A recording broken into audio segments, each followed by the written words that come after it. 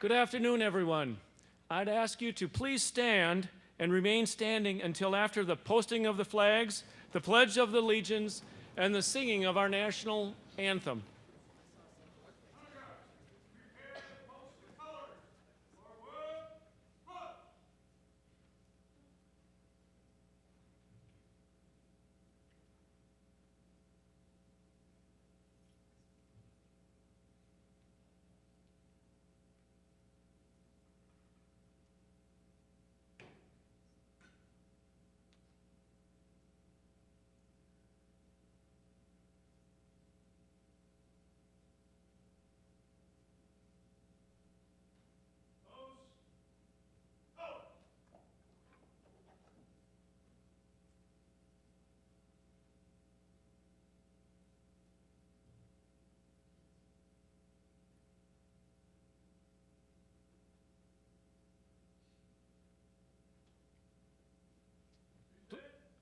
Please join with me the Pledge of Allegiance. I pledge allegiance to the flag of the United States of America and to the republic for which it stands, one nation, under God, indivisible, with liberty and justice for all.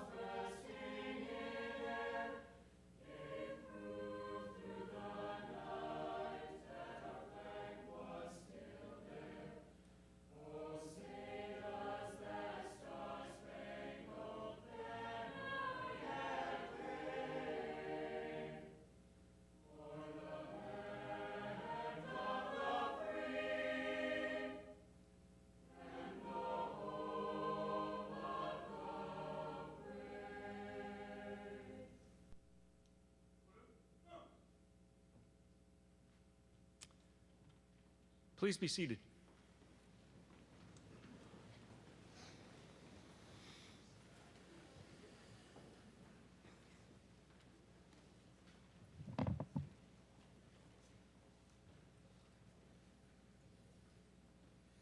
Good afternoon, everyone. It's my pleasure to welcome you to Merrill High School's Veterans Day Assembly.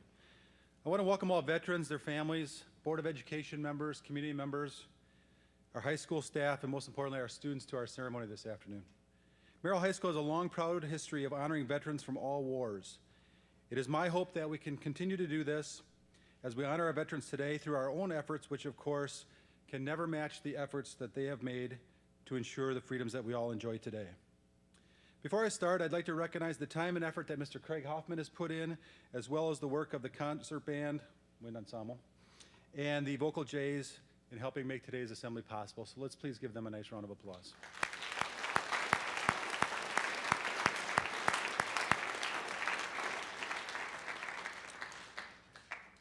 At this time, it's customary at a Veterans Day Assembly to please rise and have a moment of silence. Join me by standing for a full moment of silence, commemorating all veterans who have served or are serving today.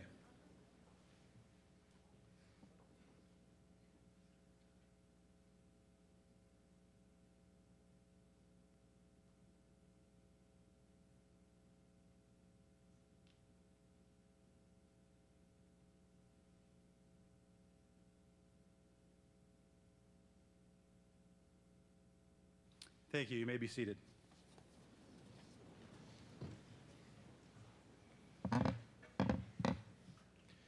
At this time, we're just going to break from tradition just a tad bit. We're going to ask Russ Iwan to come on board. to come on up and announce the Voice of Democracy winners. Thank you.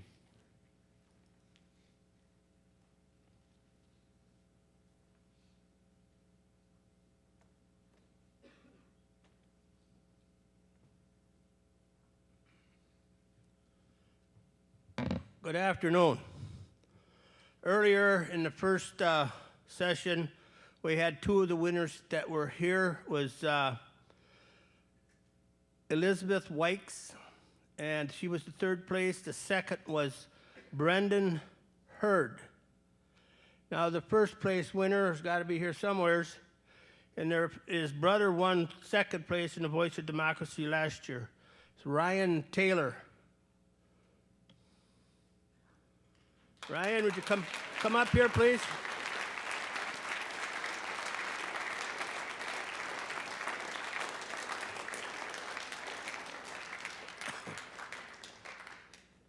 Ryan took the first place out of 4 contestants that we had this year, and the judges took a while to decide which one we wanted, but Ryan won out, so I think he did a very good job. Thank you. Good job, buddy.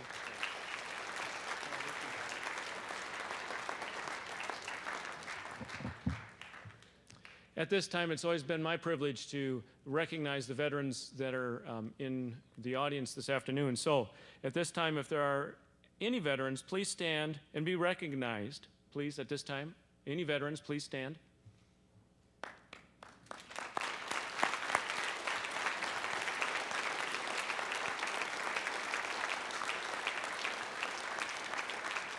And please remain standing, as we also would like to recognize students who have recently enlisted. These are students here at Merrill High who have recently enlisted in the delayed entry program. So please stand and you also be recognized if there are any crowd here.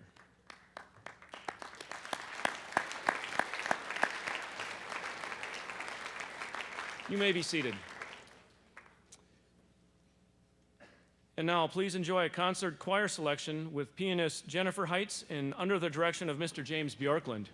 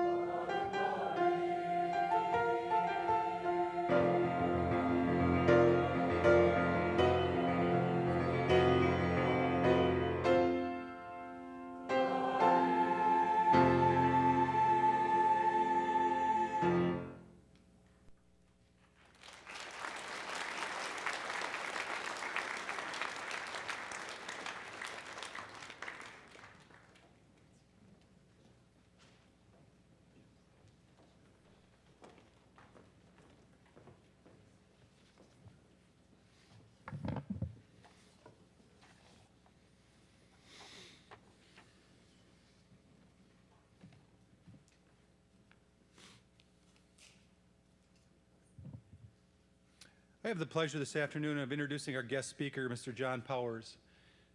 John was a staff sergeant in the U.S. Air Force serving in intelligence operations with the B-52 unit in the Strategic Air Command in Vietnam and in Europe. After his service, Mr. Powers earned a bachelor's degree in American history and secondary education and a master's degree in elementary education from UW-Stevens Point. After college, Mr. Powers taught for over 30 years, with most of that time dedicated to teaching American history. In 2002, Mr. Powers began research on the history of 203 U.S. Marines who were captured and taken prisoners of war in China at the same day and same time that Pearl Harbor was being attacked. In fact, Mr. Powers' father-in-law, Harold Hoffman, was one of those 203 POWs. His research led to the establishment of the NorthChinaMarines.com website, and in addition, the American ex-POW organization asked him to write a book about POW camps in Korea and in Vietnam. His book is entitled Bean Camp to Briar Patch, Life in the POW Camps of Korea and Vietnam, and Mr. Powers was kind enough to give us a copy for our library. Please join me in giving a Merrill High School welcome to Mr. John Powers.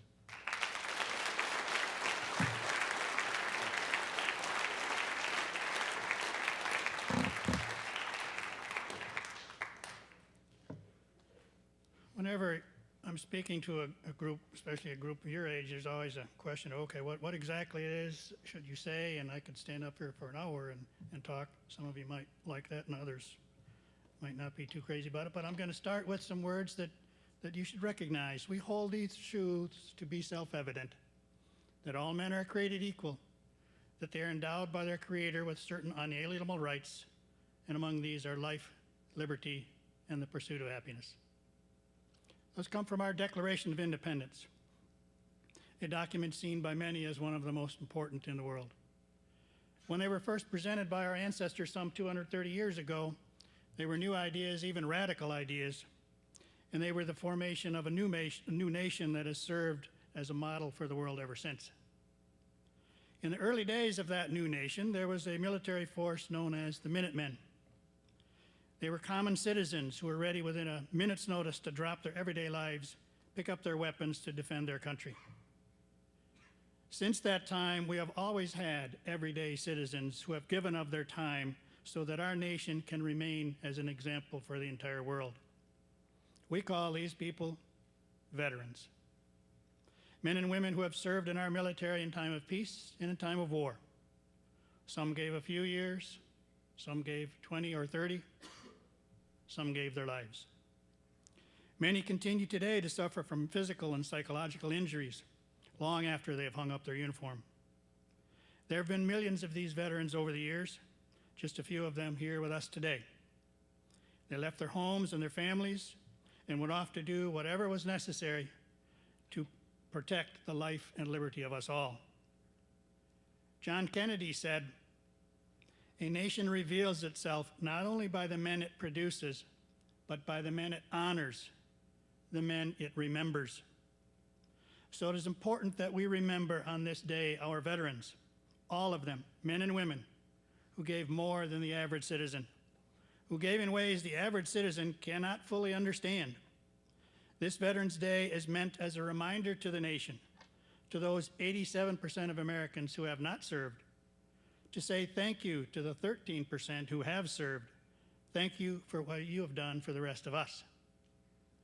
There are many ways to say thank you, and I have a particular one aimed at you folks. Somewhere in a lot of homes, usually in a closet, there's a shoebox full of old pictures and some ribbons and medals. Frequently, we only see them at funerals. So what I'm suggesting is that you ask in your family, who's a veteran? And ask them about those ribbons and medals and where they are. Have them dig them out. Explain them to you. You might be able to come up with a report for one of your history classes. And in the end, you will have a better understanding of what a veteran is, who the veteran is in your family, and that veteran, as a result of that, may take those medals and ribbons out of the closet, out of that shoebox, and hang them up on the wall. Those of us in front of you today are not here to say, look at me, I'm a veteran.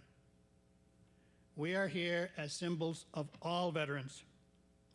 We stand here as a reminder to the American public that they owe a certain debt to those who have served, those who went above and beyond, so that all Americans continue to enjoy the rights of life, liberty, and the pursuit of happiness.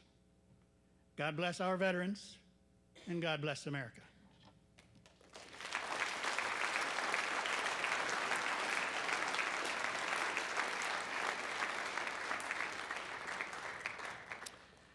Thank you, Mr. Powers. After this band selection, the playing of the taps and the retiring of the colors and the ringing of the bell, we ask that you leave your seats in complete silence, as we've always done, as a final way to commemorate all veterans of all wars and of all conflicts.